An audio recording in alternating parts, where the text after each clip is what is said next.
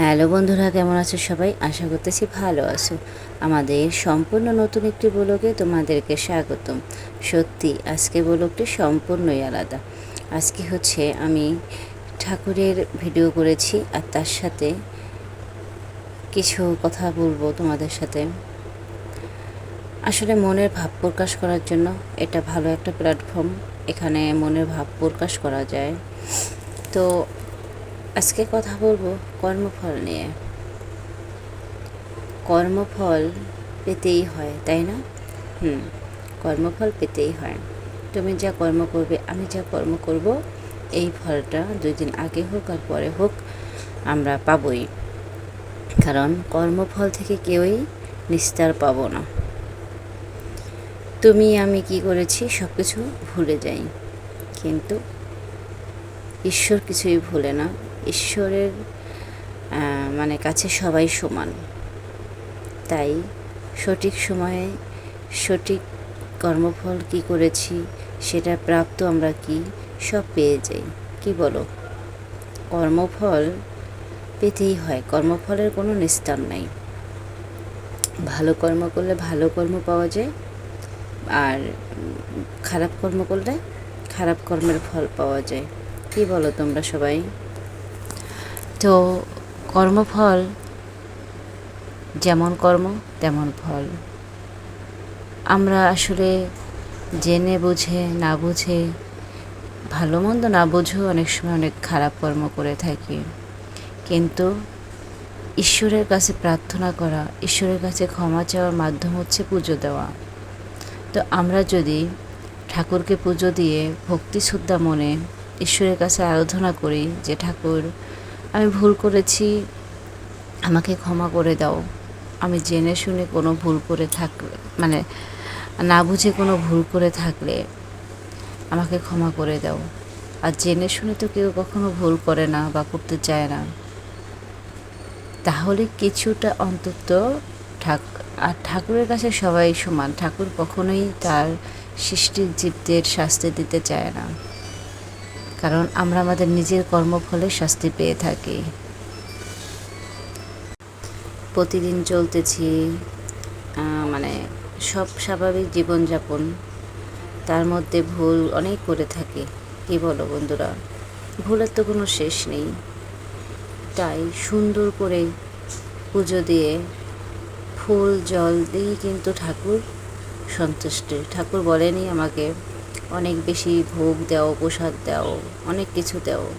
শুধু বলেছে মন দাও, ভক্তি দাও, শ্রদ্ধা দাও, ভালোবাসা দাও। আসলে মন প্রাণ সঁপে দিয়ে বা ভক্তি শ্রদ্ধা সঁপে দিয়ে যেই কাজটা করা হয়, সেই কাজটা অনেক বেশি ভালোবাসা মায়া জড়িয়ে থাকে। এটা সর্বক্ষেত্রে আসলে এই যে ভক্তি, বিশ্বাস, ভালোবাসা, এগুলো অন্তর থেকে আসে, এগুলো বলে কেউ হয় না, আর এগুলো সবার প্রতি আসেও না। তো এই ঠাকুরের কাছে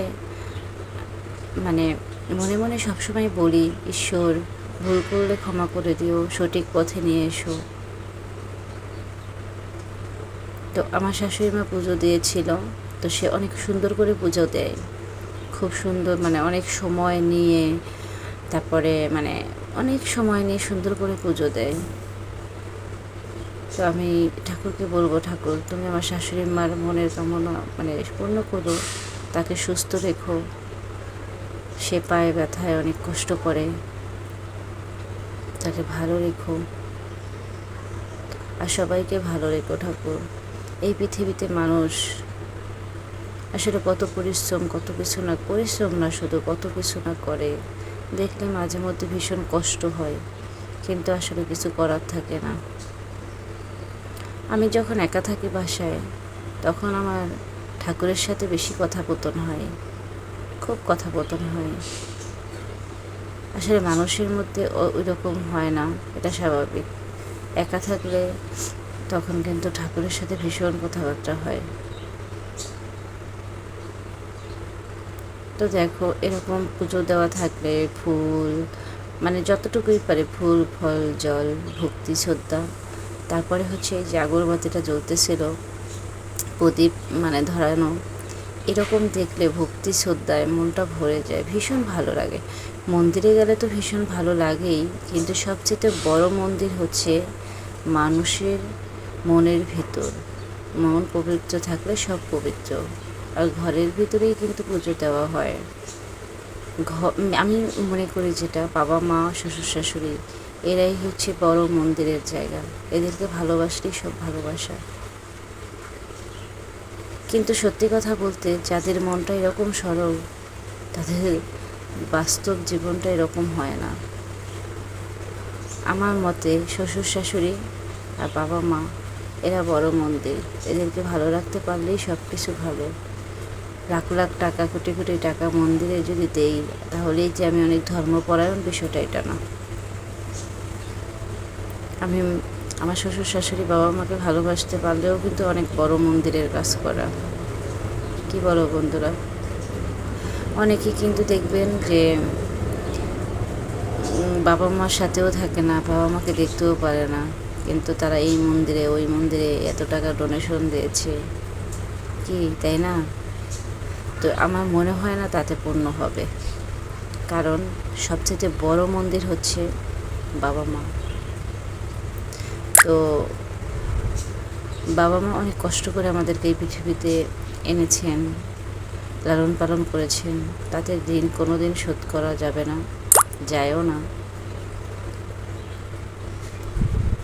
তো ঈশ্বর তুমি সবাইকে ভালো রেখো, সুস্থ রেখো, শান্তিতে রেখো। তোমার কাছে এটাই অনুরোধ, তুমি ভুল শোধরানোর সুযোগ দিও। ভুল তো করেই থাকি প্রতিনিয়ত, সেই ভুলটা ধরিয়ে দিও।